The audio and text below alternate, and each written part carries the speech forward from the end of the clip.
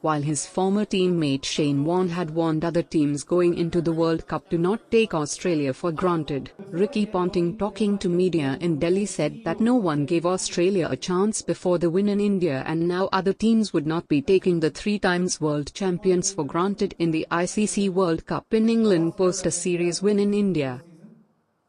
Look, it's a World Cup. I mean, no team is going to go into any game of a World Cup not thinking that they're a chance of losing. You know, you can't afford to take anything for granted going into any game in a World Cup. So, look, it's funny how quickly things can change. I mean, it's 2 weeks ago, not a single person in the world would have given Australia a chance of winning the World Cup.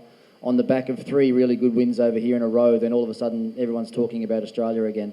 To be honest, you know, we all talk about favourites going in. The players don't think about that at all. The players don't think about being favourites, second favourites, third favourites. All they want to do is turn up, prepare themselves as well as they can, and play the best cricket every opportunity they get. It's as simple as that. So, look, I don't. But what's happened of late, I don't think any team will be taking Australia for granted, as they won't be taking India for granted on the back of losing that series. I think, you know, everyone's making a lot about the result from Australia, and they've been a bit more negative towards India. There's no need for that at all. This Indian team is a very, very good cricket team.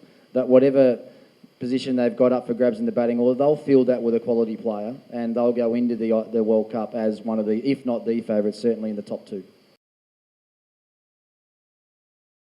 Look, it's pretty simple. It's 99% of my time right now is with the Delhi Capitals, and one phone conversation every week with Justin Langer about what's happening around the Australian team is about the only thing that's happening. Really, you know, my role with the Australian team doesn't start until the end of the IPL. So that's how it is. I'm, as I said, 100% committed here. I want to make sure that I'm doing everything in my power to make sure I'm giving my players the best chance of winning the IPL this year. What happens in the World Cup happens once I'm done with this season of IPL cricket. Obviously, the Australian team's away at the moment, and I've had one phone conversation with Justin since I've been here. So it's very, very minimal what I'm doing around the Australian cricket team. I'm 100% focused and committed to being the best coach I can be of the Delhi Capitals.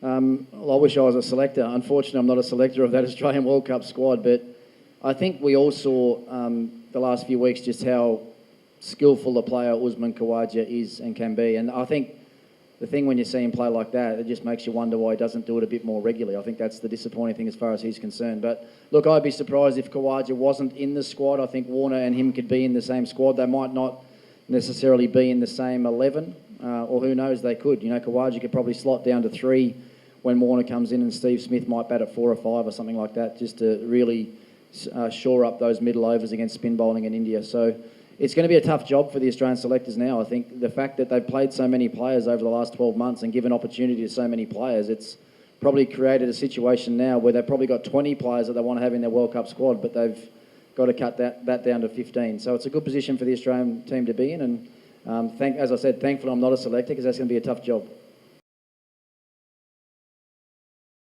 No, Steve Smith's not allowed to be captain for another 12 months. So he got a 12-month playing ban and also got another 12 months on top of that as far as leadership's concerned. So I'm pretty sure that Aaron Finch will be the captain going into that World Cup. So do you think that this is going to be a concern for Australian team concerning the experience of Steve Smith in the ODI setup and last World Cup post? That's the final question. Yeah, sorry, what was the question? I didn't understand. Yeah. Do you think that Australia going to miss Steve Smith as a captain in the World Cup? Maybe, but he's out on the field, so he can still help Aaron Finch out. I think that's the way that the team will work.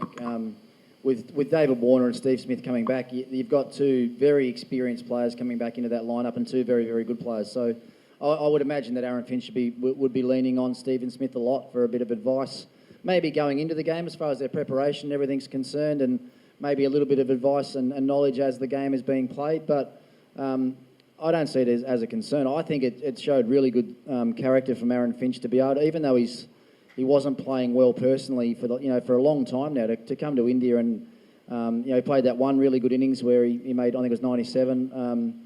But for him to be able to lead well when he wasn't playing well personally, I think says a lot about him. And what we know about Aaron Finch as well, he is a very, very good white ball player. He's probably been Australia's best one-day player for the last couple of years. I think he's made 1100s in the last few seasons, and I think the good sign there is for Australia, even though that he's out of form, if he gets back into form just before the World Cup, then I think that's a real positive for Australia.